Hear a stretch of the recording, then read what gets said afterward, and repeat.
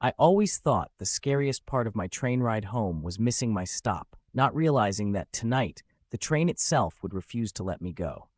The 817 commuter line from downtown is never late and never slow, but tonight, the city lights faded long ago and the windows reflect only my face, distorted, anxious, older than I remember.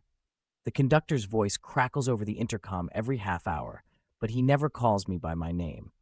Instead, he uses my mother's maiden name, a name I never told him, a name that no one calls me by anymore. At first, I thought it was a mistake, maybe a mix-up with tickets. But when I tried to correct him, the words caught in my throat, and the other passengers stared at me with wide, unblinking eyes. I clutched my phone, but there was no signal, and my reflection in the glass seemed to mouth words I didn't say. The train passed through stations I'd never seen before, places with names that sounded like lullabies and warnings, and I realized I hadn't seen anyone get off in hours.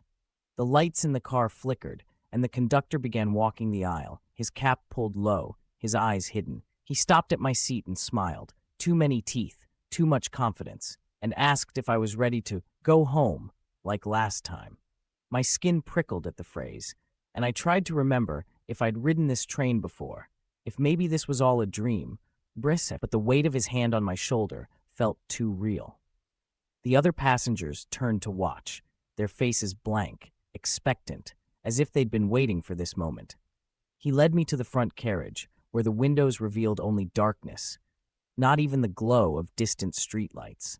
He leaned in and whispered that my mother had promised someone would come back for him, and now it was my turn to keep the bargain she made. As the train plunged into blackness, the last thing I saw was my own reflection, grinning with the conductor's too wide smile, mouthing the name I'd tried so hard to forget.